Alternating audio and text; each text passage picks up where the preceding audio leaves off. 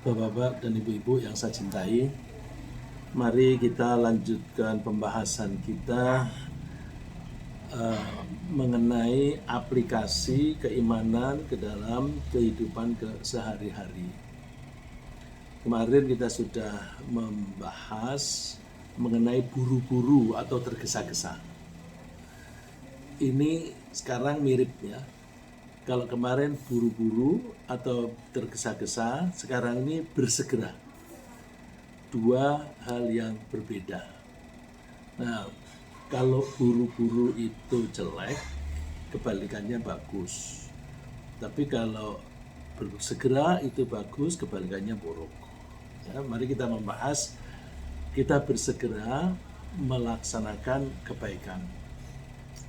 Pada pertemuan Rabu yang lalu, kita telah membahas tentang buru-buru atau tergesa-gesa yang bisa mendatangkan penyesalan di kemudian hari. Buru-buru berarti mengerjakan sesuatu dengan kecepatan berlebihan. Mohon maaf, saya kira menegur saya.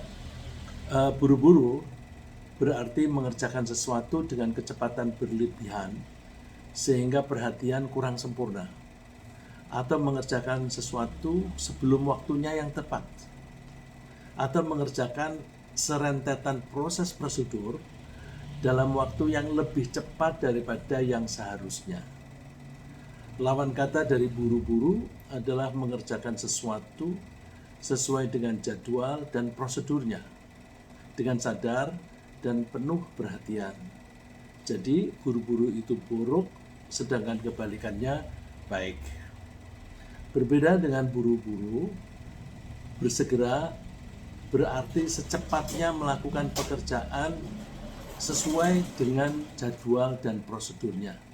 Saya ulang, jadi bersegera berarti secepatnya melakukan pekerjaan sesuai dengan jadwal dan prosedurnya. Contoh yang bagus di Al-Quran, Ya ayyuhalladzina amanu idza nudiya lis-salati min yaumil jumu'ati fas'au ila dzikrillahi wa dzarul bai' dzalikum khairul lakum in kuntum ta'lamun. Kata kunci di dalam ayat ini yang menunjukkan bersegera adalah fas'au. Terjemahan dari ayat tadi kurang lebih, hai orang-orang yang beriman, apabila diseru untuk menunaikan sholat pada hari Jumat, maka bersegeralah kamu kepada mengingat Allah dan tinggalkanlah jual beli. Bersegeralah kamu mengingat Allah. Mengingat Allah ini rangkaian ada khutbah, ada sholat. Itu dua-duanya tercakup dalam pengertian mengingat Allah. Yang demikian itu lebih baik bagimu jika kamu mengetahui. Bersegera juga berarti segera setelah menyelesaikan suatu pekerjaan, secepatnya melaksanakan suatu pekerjaan yang lain. Jadi setelah selesai mengerjakan satu pekerjaan, begitu selesai cepat-cepat melaksanakan kegiatan lain sehingga nggak ada waktu yang idle. Allah berfirman, فَإِذَا فَرَغْتَ فَانْصَبْ. Maka apabila kamu telah selesai dari suatu urusan, kerjakanlah dengan sungguh-sungguh urusan yang lain. Jadi orang Islam yang baik, yang mengikuti ajaran Al-Quran, itu tidak menyia-nyiakan waktu. Waktu selalu dipakai untuk kegiatan-kegiatan yang produktif, dipakai lagi, sehingga kalau berhenti itu istirahat yang secukupnya supaya nanti terkumpul tenaga lagi atau perhatian lagi. Ya. Lawan kata dari bersegera adalah berlambat-lambat atau menunda-nunda melakukan pekerjaan dari jadwal dan prosedurnya. Jadi bersegera itu baik, sedangkan kebalikannya itu buruk. Di Al-Quran disebut wa inna minkum laman la yubatti'an, dan sesungguhnya di antara kamu ada orang yang sangat berlambat-lambat. Jadi di antara manusia itu ada yang bersegera, ya ada yang ya setitahnya saja, ada yang lambat. Jadi kalau statistiknya itu ya normal. Yang bersegera sedikit, yang berlambat-lambat seharusnya sedikit ya. Tetapi yang terjadi di negara kita ini banyak sekali. Sehingga seringkali kalau kita mengundang teman-teman untuk rapat atau kegiatan yang lain, itu seringkali datangnya terlambat. Padahal wa inna minkum laman layubati'an di surat An-Nisa ayat 72 ini, konteksnya ini yang dibicarakan adalah orang-orang munafik. Nah, orang-orang munafik itu salah satu indikatornya adalah suka lelet, lemot. Itu ada hubungannya dengan pola pikir. Ya. Nanti kita bahas. Karena orang-orang munafik itu biasanya kan tidak punya keyakinan. Dia shaky, ya. Pikirannya itu tidak stabil, dia goyah. Kadang ke kanan, kadang ke kiri, kadang ke kanan, kadang ke kiri. Lalu karena dia tidak firm, pikirannya itu enggak teguh, maka ketika dia melakukan sesuatu, ya ogah-ogahan. Nah, jadi itu imbas. Beda dengan orang mukmin. Orang mukmin itu beriman. Iman itu percaya dengan keyakinan. Bukan hanya keyakinan kepada Allah saja secara keimanan la ilaha illallah. Tapi juga kalau mempunyai program, punya kegiatan, punya proyek, punya tujuan, dia tuh yakin ketika mengerjakannya itu. Karena yakin maka bekerjanya itu sungguh-sungguh. Maka pada umumnya yang bersegera melaksanakan kebaikan adalah orang yang minimum kriteria 3 berikut. 1, memiliki visi atau pandangan jauh ke depan. Jadi visinya itu tidak hanya 1-2 hari ke depan, tapi sampai jauh. Jauhnya visi orang mukmin itu tidak dibatasi kematian. Bahkan sampai hidup setelah kematian itu diterawang oleh orang mukmin. Jadi karena visinya itu jauh ke depan, maka ketika dia berperilaku itu konsisten. Yang kedua, berkeinginan menggapai suatu tujuan atau target yang jelas. Yang dituju itu jelas. Karena jelas, maka dia tuh bisa punya keyakinan. Yang nomor 3, meyakini bahwa langkah-langkah kebaikan yang akan dia kerjakan itu bisa mengantarkannya untuk mencapai tujuan tersebut atau memperoleh target yang dia cita-citakan. Oleh karena itu, implementasinya dalam kehidupan sehari-hari, kalau kita ingin memiliki semangat bersegera melaksanakan kebaikan, kita perkuat 3 hal tersebut, yakni kepercayaan bahwa setelah meninggal dunia kita akan dibangkitkan kembali di alam akhirat, di mana kita akan berhadapan dengan Allah untuk bertanggungjawaban atas perilaku kita selama di dunia. Yang kedua, pasti harus ada keinginan kuat untuk tinggal di surga. Orang yang tidak punya keinginan kuat, ya mana terserahlah nanti begitu, ya akhirnya tidak di surga. Padahal kalau tidak di surga itu ya di neraka.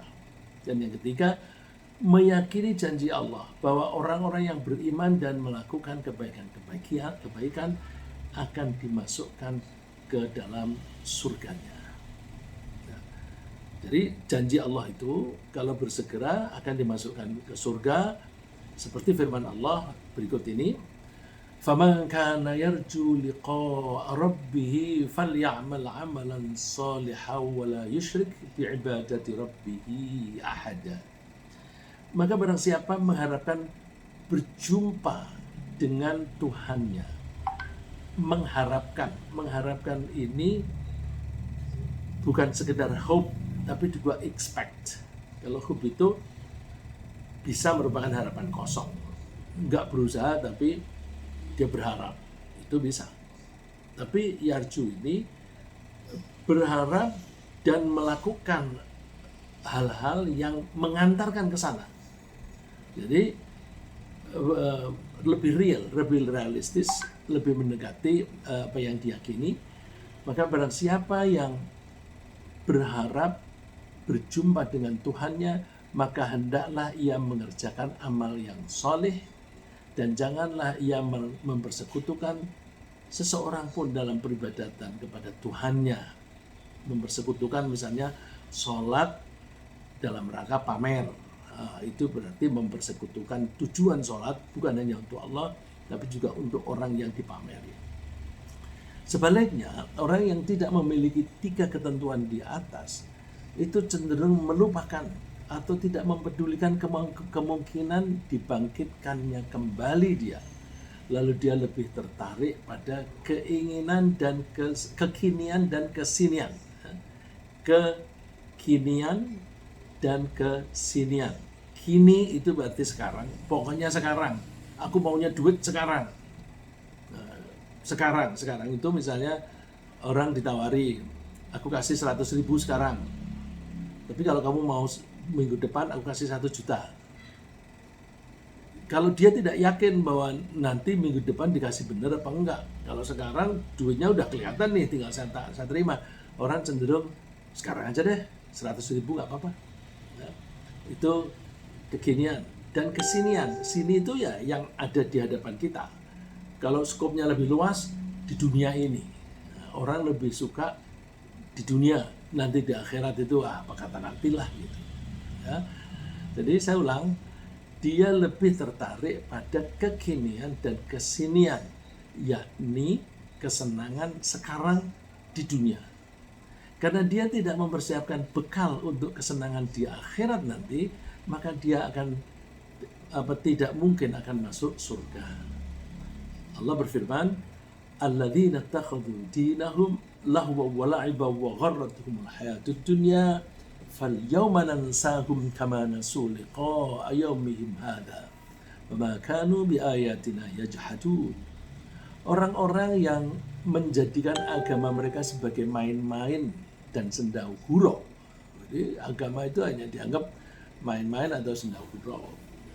Kalau ada upacara, sholat, terus kalau sholat begitu ya hanya sekedar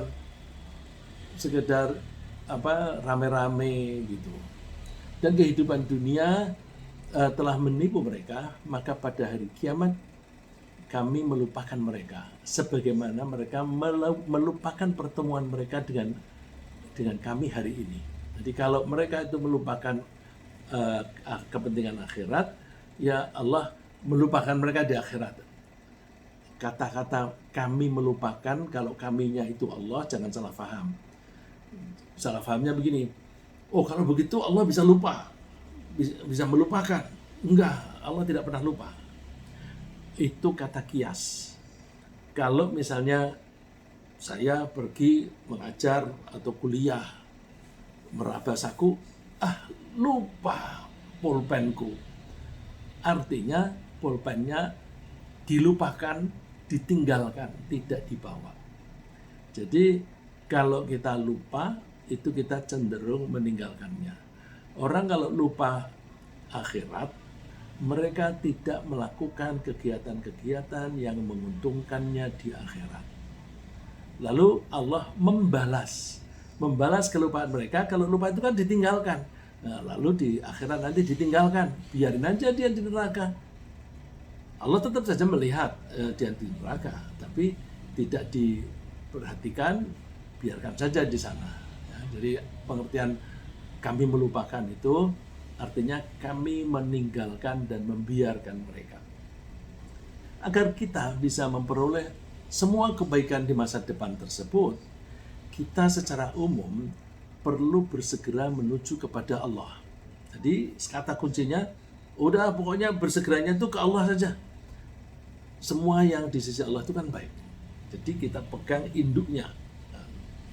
Atau bersegera mencari ridha Allah yang akan membangkitkan kita besok di akhirat, dan yang akan minta pertanggungjawaban kita, dan Allah yang memiliki surga dan yang bisa memasukkan kita ke dalam surga. Allah memiliki surga, tapi kalau kita tidak dimasukkan ya kita sengsara. Ya. Firman Allah secara general itu fafirru ilallah inni lakum minhu nadhirum mubin. Farro ya firru, kata yang pertama di ayat ini fafirru itu artinya lari. Larilah kamu menuju ke Allah. Nah, lari itu artinya bercepat-cepat. Tapi lari tidak harus berarti tergesa-gesa. Ya. Larinya itu lari dengan wajar, bersegera. Saya ulang, maka bersegeralah kembali kepada Allah. Sesungguhnya aku seorang pemberi peringatan yang nyata dari Allah untukmu. Aku di sini adalah Nabi Muhammad Shallallahu Alaihi Wasallam. Nah, lalu bagaimana kita mengukur kesegeraan? Kesegeraan itu bisa diukur dengan kemampuan atau kapasitas orangnya. Jadi bersegera itu ukurannya kondisi kita masing-masing dan situasi di sekitar. Ini ada anjuran dari Rasulullah SAW menurut suatu hadis yang dilewatkan Hakim dan Mundhiri. Katanya hadis ini hasan atau paling tidak ini bisa dipakai untuk sehari-hari, adalah yang dan ini populer, irtanim khamsan qabla khamsin. Bersegeralah kamu dalam 5 keadaan sebelum datangnya 5 keadaan yang lain. Syababaka qabla haramik, dalam keadaan kamu muda sebelum kamu tua. Wasihataka qabla saqamik, dalam keadaan kamu sehat sebelum kamu sakit. Wa ghinaka qabla faqrika, dan mumpung kamu kaya, mumpung kamu punya duit sebelum kamu fakir. Wa faraghaka qabla syughlika, dan mumpung kamu sedang longgar waktunya sebelum kamu menjadi sibuk. Dan yang paling pokok secara umum adalah wa hayataka qabla mautik, mumpung kamu masih hidup sebelum kamu mati. Nah, ini penting. Jadi misalnya kita beberapa di antara kita ini kan sudah tua ya, berjalan udah berat gitu. Tapi apakah dengan ketuaan dan berjalan berat, bahkan linu-linu dikit begitu, lalu terus tidak ke masjid? Coba kalau orang punya semangat seperti ini, mumpung aku masih hidup, loh, tapi kan berjalan sulit, mumpung aku masih bisa jalan meskipun sulit, aku tidak perlu pakai kursi roda, mumpung aku masih bisa jalan. Kan berjalannya nggak bisa cepat, nggak apa-apa, pelan-pelan. Dan orang semacam itu malah awet sehat karena sendi-sendinya terlatih, di gerak-gerakan, otot-ototnya terlatih. Maka orang semacam itu secara fisik lebih sehat, secara mental juga sehat karena dia punya semangat. Dan semangat itu energizing, ya, menambah energi. Nah, kesegeraan bisa juga diukur dari kesigapan pada saat datangnya kesempatan untuk menolong orang lain. Jadi kalau ini orang pebisnis biasa ya, begitu ada kesempatan ambil, ada kesempatan ambil. Terus hitung-hitungan ya dihitung-hitung, tapi secara umum dulu, nanti detailnya belakangan. Tapi ini mumpung ada kesempatan tidak datang 2 kali. Gitu. Nah, jadi kesegeraan bisa diukur dari kesigapan pada saat datangnya kesempatan, terutama untuk menolong orang lain yang membutuhkan bantuan. Atau lembaga yang sedang membangun masjid. Ini mumpung ada masjid yang dibangun nih, dan mumpung di sakukunya ada duit, kasih. Atau misalnya kita lagi perjalanan ke luar kota, ada masjid sedang dibangun, kita lagi sholat, terus ada keterangan, ini dibangun dengan biaya kira-kira nanti sekian, terus yang berminat silahkan transfer ke rekening bank ini. Di antara kita itu kan, kebanyakan kita itu kan tinggal mencet HP itu, set, kirim. mumpung di rekeningnya masih ada deposit gitu. Nanti kalau habis gimana? Habis kan nanti kan datang lagi gitu ya. Jadi mumpung ada lembaga yang sedang membangun masjid, membangun madrasah atau membangun pesantren, nah itu opportunity yang jangan dilewatkan. Kegiatan semacam ini seringkali merupakan kewajiban masyarakat atau fardu kifayah. Maksud saya, kalau ada orang membutuhkan pertolongan, itu seringkali fardu kifayah. Misalnya, di suatu masyarakat ada orang-orang yang sakit. Kalau nggak ada rumah sakit, kalau tidak ada dokter yang menolong, itu nanti banyak orang yang sakit tidak bisa diobati, terus malah memburuk dan bisa meninggal. Oleh karena itu, mumpung ada kebutuhan, terus kita belajar kedokteran. Kalau bukan kita sudah terlanjur tua, anak kita atau cucu kita, supaya nanti siap menolong orang-orang yang sedang sakit. Ada seseorang bertanya kepada Rasulullah, ya Rasulullah, ayyun nasi ahabbu ilallah? Siapa sih di antara manusia yang paling disukai Allah? Lalu jawabnya seperti yang tertera di screen itu, ahabbun nasi ilallahi anfa'uhum linnas. Orang yang paling disukai oleh Allah adalah orang yang paling bermanfaat untuk orang lain. Wa ahabbul amali ilallahi azza wa jalla sururun yudkhiluhu ala muslim. Dan amal yang disukai oleh Allah adalah membuat orang lain bahagia. Au yakshifu anhu kurbah, atau ada orang mengalami kesulitan atau penderitaan, bantu hilangkan penderitaan. Dia menderita karena hutang, bebaskan hutangnya. Dia kesulitan, misalnya membiayai anaknya sekolah, tidak bisa mengambil rapotnya atau ijazahnya, bayari. Au yaqdi anhu dainan, atau membayar hutangnya orang lain. Au tadrudu anhu ju'an, atau orang yang lagi lapar ditolong. Ini sebenarnya kalau di bidang bisnis, kalau ada orang sedang mengalami problem, mengalami masalah, itu adalah opportunity untuk bisnis. Karena apa? Kalau dia lagi sengsara, kan dia butuh bantuan. Terus kalau dia butuh bantuan, kalau kita punya keahlian, punya kelebihan, kita bantu. Nah, membantu itu seringkali menghasilkan profit. Cuma niatnya jangan mencari profit. Kalau di bidang bisnis, ada orang punya problem, dimanfaatkan untuk cari keuntungan. Maka banyak orang bikin rumah sakit, di-charge mahal-mahal, yang tinggi. Karena apa? Mereka kan butuh, mereka kan lagi gelisah, khawatir mati. Terus suruh bayar mahal kan mau. Nah, itu orientasi bisnis. Kalau orientasi bisnisnya dengan Allah, ini kesempatan bagiku untuk mendapatkan pahala yang besar gitu.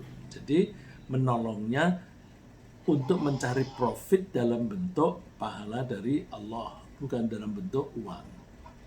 Tapi rezeki nanti akan Allah yang mengatur ya.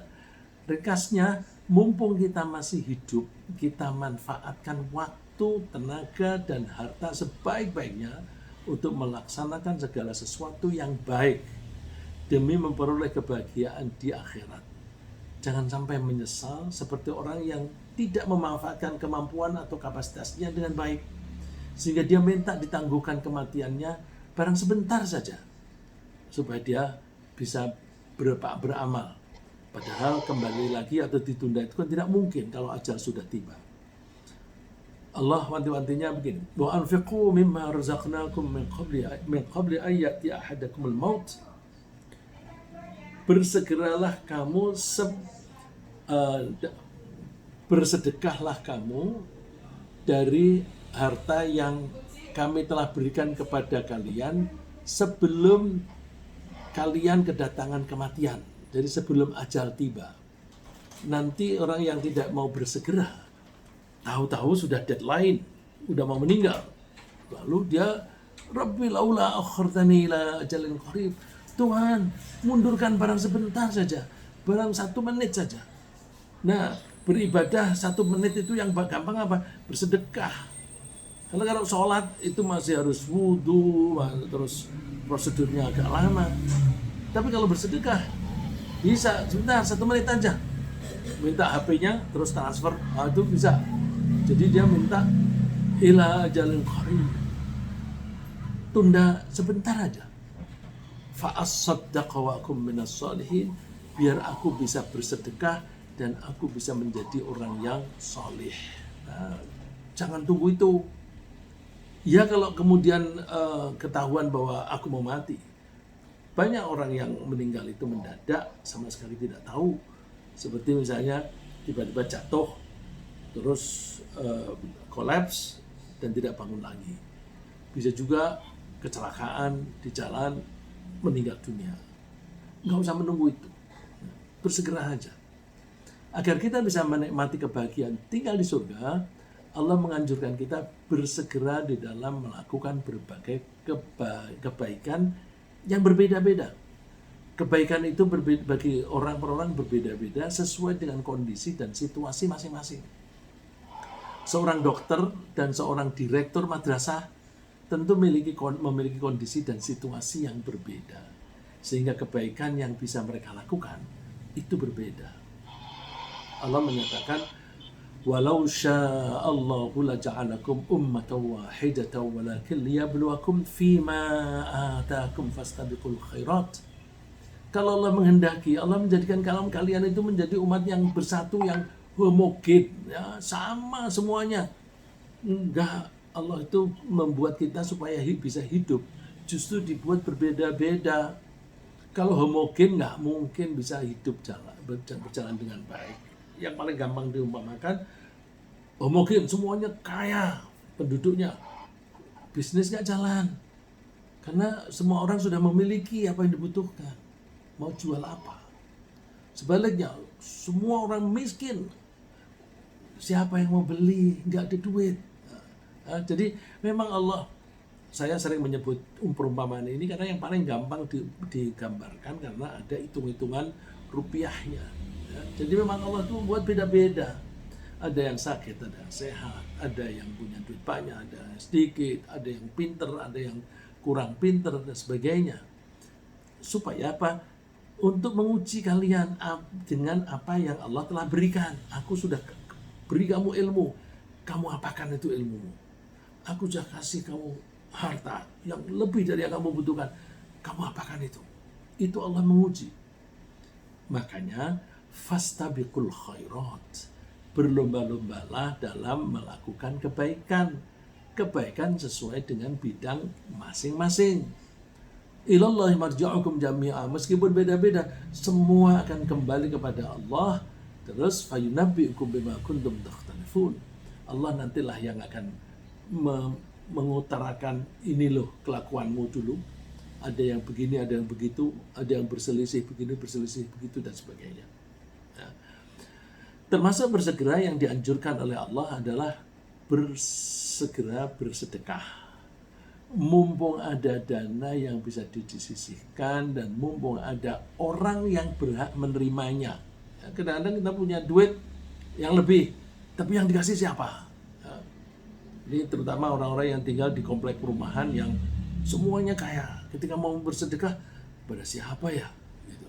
Nah, mumpung ada orang yang berhak, kita juga dianjurkan bersegera memaafkan orang lain.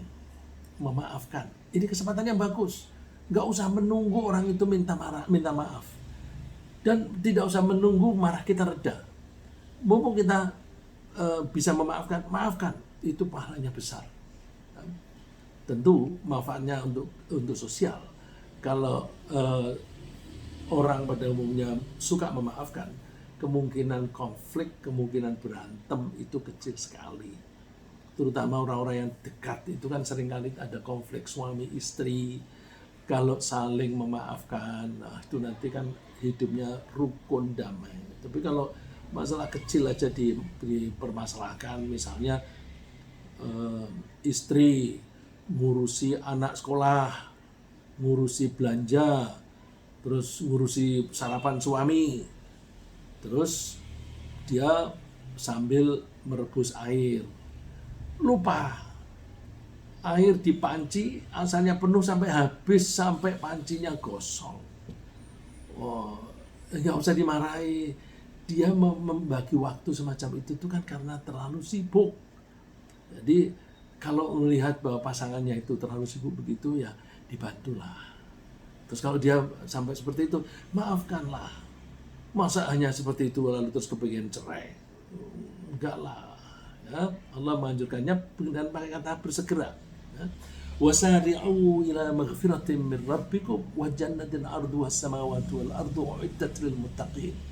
Sari'u, bercepat-cepatlah, bersegeralah kamu untuk memperoleh ampunan dari Tuhanmu dan memperoleh surga yang luasnya itu seluas langit dan bumi. Surga itu disediakan untuk orang yang bertakwa. Siapa itu kriteria orang bertakwa? Yang disebutkan di ayat berikutnya baru sebagian. Nah, tapi mudah-mudahan kita sudah masuk di situ. Siapa itu? Alladzina yunfiquna fis sarra'i wad dharra. Orang-orang yang mau bersedekah baik dia dalam keadaan lapang maupun sempit. Jadi bersedekah jangan hanya ketika kaya. Ketika duitnya tidak banyak, bersedekah juga. Cuma porsinya itu kan bisa dipertahankan. Cuma seringkali orang makin kaya, proporsinya itu menjadi makin kecil. Ketika duitnya sedikit, dia bersedekah 10%. Dia punya 1 juta, disisihkan 100.000. Tapi ketika dia punya uang 100 miliar, dia menyisihkannya nggak sampai 1 miliar, apalagi 10 miliar. Jadi biasanya itu makin banyak kekayaan, suka secara proporsional itu makin kecil. Nah, kita biasakan supaya mulai dari kecil justru. Nanti ketika kita rezeki kita makin banyak, proporsinya dipertahankan, syukur kalau bisa ditambah. Nanti suatu saat, karena orang kan biasanya miskin kemudian jadi kaya, makin kaya, habis itu terus kembali ke miskin lagi. Mumpung belum miskin lagi, dibiasakan nanti ketika duitnya tinggal sedikit tetap saja bersedekah. Nah, yang kedua, wal kadhiminal ghaidh, bisa menahan marah. Nggak usah sering-sering marah. Orang sering-sering marah itu menyakiti diri sendiri. Ada psikolog di Amerika sana, suami istri psikolog, ya, doktornya di bidang psikologi, nulis buku Anger Kills.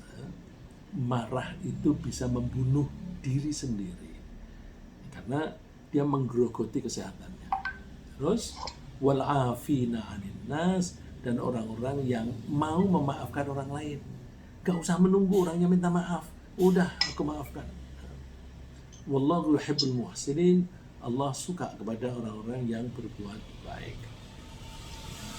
Saya lanjutkan, ketika kita telah merasa berbuat kesalahan, jadi kita begitu melakukan kesalahan, kita segera mohon maaf. Kalau tadi ada orang yang berbuat salah, segera kita maafkan, nggak usah menunggu dia minta maaf. Tapi kalau gilirannya kita berbuat salah, cepat-cepat minta maaf. Ya. Jadi ketika kita telah berbuat kesalahan, sengaja atau tidak sengaja, kita segera minta maaf. Kalau itu merugikan orang lain, segera minta maaf kepada orang itu. Dan kita minta maaf kepada Allah. Baik itu berkaitan dengan orang lain atau tidak, pasti minta ampun kepada Allah. Mumpung ajal belum datang. Allah berfirman, وَالَّذِينَ إِذَا فَعَلُوا فَاحِشَةً أَوْ ظَلَمُوا أَنفُسَهُمْ ذَكَرُوا اللَّهَ فَاسْتَغْفَرُوا لِذُنُوبِهِمْ وَمَنْ يَغْفِرُ الذُّنُوبَ إِلَّا اللَّهُ وَلَمْ يُصِرُّوا عَلَى مَا فَعَلُوا وَهُمْ يَعْلَمُونَ. Ini kelanjutan dari ayat yang di atas tadi. Dan orang-orang yang ketika mereka itu berbuat keji atau menganiaya dirinya sendiri, zakarullah, mereka lalu ingat kepada Allah, wah, aku ini telah berbuat salah, ya Allah, ampunilah kami. Fastaghfaru lidzunubihim, mereka segera minta ampun kepada Allah atas dosanya. Siapa yang bisa memaafkan selain Allah? Jadi karena Allah saja yang bisa memaafkan, yang artinya yang membersihkan dosa, maka kita mohon ampun dan jangan mengulang kembali kesalahan itu.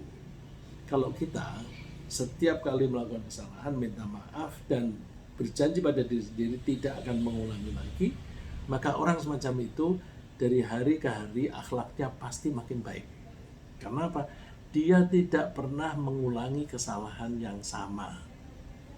Jadi kalau setiap hari ada kesalahan, pasti kesalahan itu jenis baru lagi. Terus tapi besoknya tidak diulang lagi.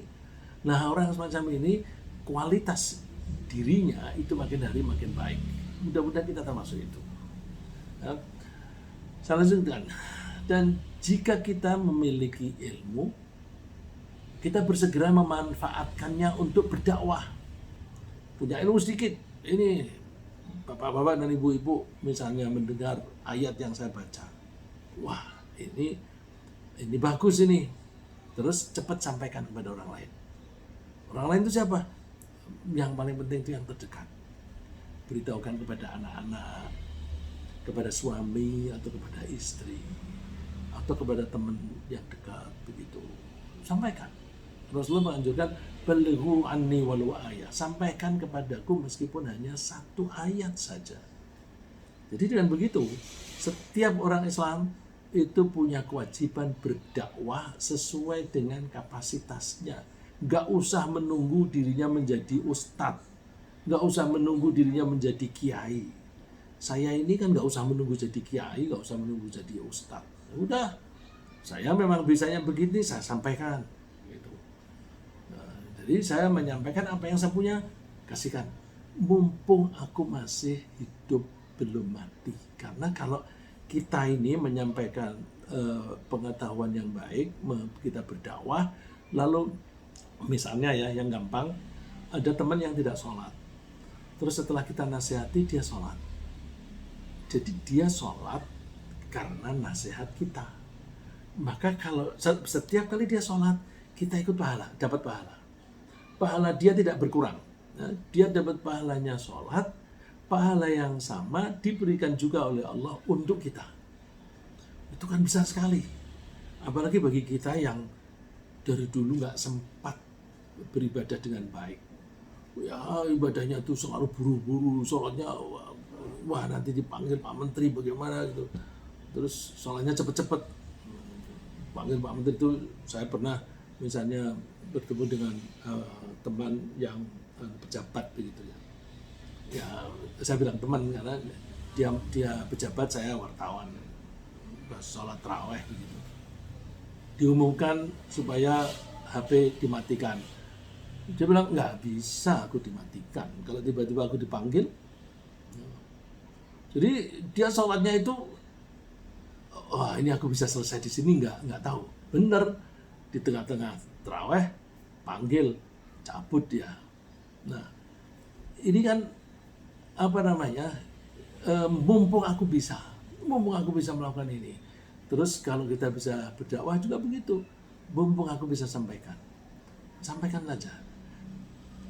Poin saya tadi begini, bahwa kita seringkali di waktu sibuk tidak punya waktu untuk mengumpulkan pahala. Jadi pahala kita tuh kalau dikalkulasi terlalu sedikit. Kalau pahala terlalu sedikit kita minta surga, malu. Kita pergi ke Ancol aja bayarnya mahal. Kok masuk ke surga maunya bersedekah 5.000 atau 10.000 sudah masuk surga. 10.000 itu dipakai untuk masuk Ancol aja nggak bisa tuh. Tapi maunya masukin duit di kencelengan di masjid 2.000-an, 5.000-an. Mintanya surga. Nah, maksud saya itu di waktu-waktu yang lalu bukan hanya sedekah, amal-amal yang lain kita itu seringkali terbatas. Terus kita coba mengumpulkan pahala yang banyak dengan cara mempekerjakan orang lain. Ya, kalau di bisnis itu kan, kalau kita itu bekerja, terus kita bekerja sendiri tanpa dibantu orang lain, penghasilannya kurang maksimal. Kalau ingin maksimal gimana? Employ other people. Sini kamu kerja ke sini. Nah, kalau pekerjaannya banyak, produksinya bisa banyak, maka profit yang dapat diperoleh bisa lebih banyak begitu. Gaji itu diambil dari profit yang lebih banyak tadi. Nah, kita mempekerjakan dengan cara itu. Kita berdakwah, menasihati teman yang tadinya tidak sholat supaya bisa sholat, supaya mau sholat. Nanti setiap dia sholat, kita dapat. Terus ada ayat yang bagus, wah ini bagus nih. Kita mesti rajin memaafkan orang lain. Kalau kamu mau memaafkan orang lain, mentalmu itu lega sekali. Karena banyak sekali beban mental kita itu karena kita kesal sama orang lain. Kesal dibawa tidur, terus tidurnya nggak nyaman. Tapi kalau kita latih sebelum tidur, hari ini tadi siapa yang berbuat salah kepadaku? Si A, si B, istriku, suamiku, anakku, terus udah semuanya saya maafkan. Begitu semua saya maafkan itu hilang, lega, enak. Jadi memaafkan itu bisa menjadi obat mental gitu. Tapi jangan seperti di situ. Ketika memaafkan itu karena diperintah oleh Allah, lalu terus kita memaafkan dalam rangka mencari ridho Allah. Nah, kalau kita mempunyai informasi semacam itu kemudian kita anjurkan kepada teman yang dikit-dikit marah, terus kita nasihati, lalu dia menjadi tidak pemarah. Itu kan dia dapat pahala. Dia dapatnya pahala karena nasihat kita. Maka dia dapat pahala, kita juga dapat. Dengan begitu, kita punya deposito yang nabung, yang transfer, bukan hanya kita sendiri. Teman-teman yang masukin plung. Alhamdulillah. Gitu. Ya. Terus, maka karena itu berdakwah itu penting. Allah berfirman, yu'minuna billahi wal yawmil akhiri wa ya'muruna bil ma'rufi wa yanhauna 'anil munkari wa yusari'una fil khairat wa ulaika minas salihin. Mereka itu beriman kepada Allah dan hari akhir. Mereka mau menganjurkan perbuatan yang baik dan mau mencegah orang berbuat kemungkaran, dan mereka bersegera di dalam melakukan kebaikan. Nah, orang-orang yang semacam itu adalah orang-orang yang soleh. Nah, kalau kita selalu berusaha melakukan kebaikan karena Allah dan mengharapkannya membalas kita, maka Allah akan menerima kebaikan kita dan membalasnya dengan lebih baik lagi di akhirat. Wa man arada al-akhirata wa sa'alaha sa'yaha wa huwa mu'minun fa ulaika kana sa'yuhum mashkura. Siapa yang menghendaki kehidupan di akhirat, akhirnya hidupnya baik di akhirat, dan dia mau berperilaku dengan perilaku yang menguntungkan diri mereka di akhirat, bahwa mukmin sedangkan dia itu orang yang beriman, maka mereka akan dibalas oleh Allah yang lebih baik. Ya, faulaika kana sa'yuhum mashkura. Perbuatan mereka atau perilaku mereka itu akan disyukuri oleh Allah. Kalau Allah bersyukur itu gimana? Kalau kita bersyukur kan kita bilang terima kasih Allah. Kalau Allah yang bersyukur, itu Allah membalas dengan balasan yang lebih baik daripada yang dilakukan oleh orang itu. Itu namanya Allah bersyukur. Ringkasnya yang kita bahas pagi ini, kita dianjurkan bersegera melaksanakan kebaikan sesuai dengan jadwal dan prosedur. Dan setelah menyelesaikan satu tugas, segera kita melakukan tugas yang lain. Orang yang bersegera biasanya memiliki visi yang jelas dan meyakini langkah-langkah yang ditempuh itu bisa mengantarkannya ke tujuan. Orang yang bersegera dalam kebaikan masuk surga, dan yang lalai masuk ke neraka. Kebaikan yang dilakukan sesuai dengan kebaikan itu apa yang perlu dilakukan oleh tiap orang. Setiap orang berbeda-beda sesuai dengan kondisi dan situasi. Contoh kebaikan adalah menolong orang lain, berdakwah, memaafkan, dan minta maaf. Demikian, semoga Allah selalu memberi kita semangat untuk segera melakukan kebaikan. Amin.